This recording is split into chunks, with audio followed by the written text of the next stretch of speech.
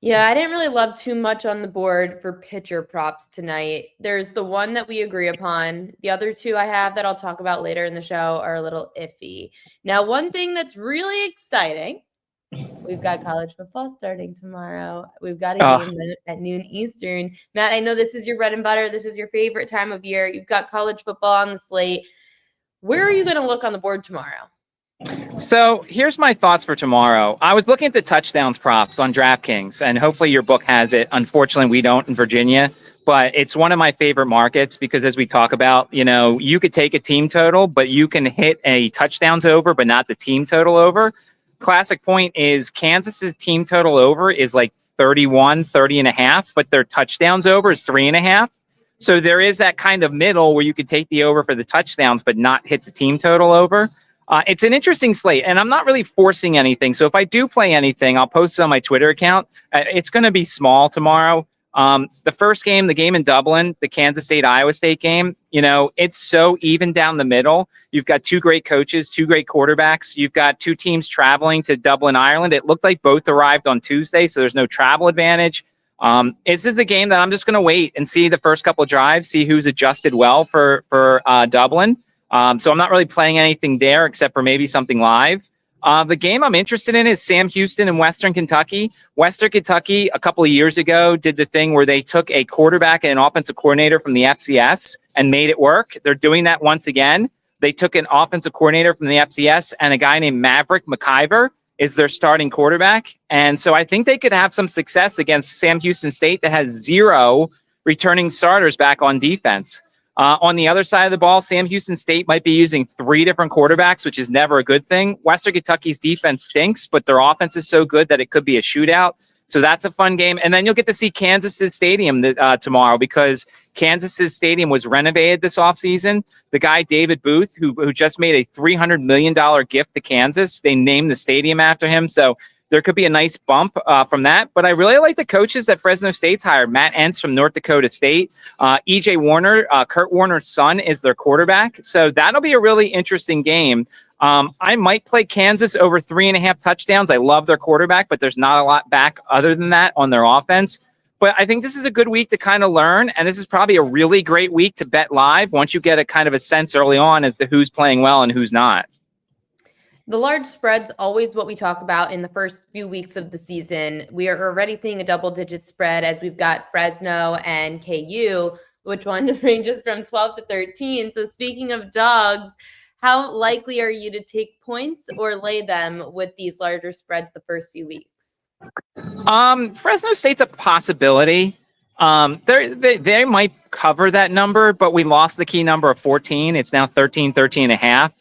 So if it's 13 and a half, you could always buy the half a point. I know some people will be like, oh my God, I don't buy half points. But to make a key number like 14, you certainly can. I'm more apt to take an FCS team who is a double-digit underdog against an FBS team. And Thursday, we start getting those games. So I'll certainly be interested to talk about like the Thursday FBS, FCS games. I haven't dive into them yet. But, underdogs can certainly cover some of these early games. I wouldn't do it against like the Ohio States and the Penn States and those games because we know that those, top 25 teams, their coaches know the spread. They're trying to win the game for the alumni and everything. But, a game like Kansas, I might be interested in Fresno State if the 14 pops back up. Yeah, that one's already fluctuated a lot. If you're seeing 12s, we've seen 14s. That's one of the large spreads of this weekend for sure. Any advice for week 0 in particular? I mean, it's just don't feel like you have to bet. I just, there's too many people who are like, I've got to get things out. I've got to make decisions. The Hawaii game on Saturday is at 7:30. It's not the midnight special. Which is so annoying. I was hoping that when I was in Boston, leaving the Morgan Wallen concert tomorrow night, that I would be able to go to a bar in Boston to watch the Hawaii game. And it's like, I need to bank on 4 overtimes for that to happen. I mean, yeah, it's just if people are thinking that's at 11, it's not. It's at 7:30. We need Hawaii to win. I gave it out on this show. We like Hawaii over 5.5 wins because we think the Rainbow Warriors could go 6-1, 7-0 at home, but that needs to start tomorrow. So we need a Hawaii win for one of our win totals, which kind of stinks that we already have to sweat a win total week 0. Like I can't even just relax and enjoy the football this weekend, but I think Hawaii on Hawaii this year. He liked their receiver. Hawaii. Oh, Pafali Ashlock. He is awesome. They've got 3 wide receivers. They also have a wide receiver who played at Stanford. So he might be a guy that'd be very interesting to see. Are they going to feed him a little extra against his former team? I don't think there's any sort of bitterness or anything, but he is going up against his former team. I wish we had player props here in this state, but you might look at Hawaii's quarterback over his touchdown passes. It's probably 2.5. Stanford's secondary last year was brutal, and they really haven't gotten any better. And with the type of offense Hawaii runs, they're going to want to throw the ball. So I might look at a touchdown over for their quarterback if it's 2.5. Ooh, okay. That's a good prop to look at. I'm sure some of these props are insanely inflated because of the short slate, but we'll see if they allow us to even bet anything this week. For college football futures, which again, next week we are going to start week 1. Heisman, anyone you have your eye on there? So, look, with the Heisman, I'm always looking for underdogs. And look, the thing is, when we do futures like this and betting on like NFL awards and stuff like that, I'm mostly looking at long shots and I'm putting like 1/10 of a unit on it. Because the key is you either lose all of your futures bets, but you barely lose any money, or you hit one of them and it covers the rest of them. So a couple of guys that I kind of like with regards to the Heisman, I think Fernando Mendoza in Indiana, I think he's really interesting.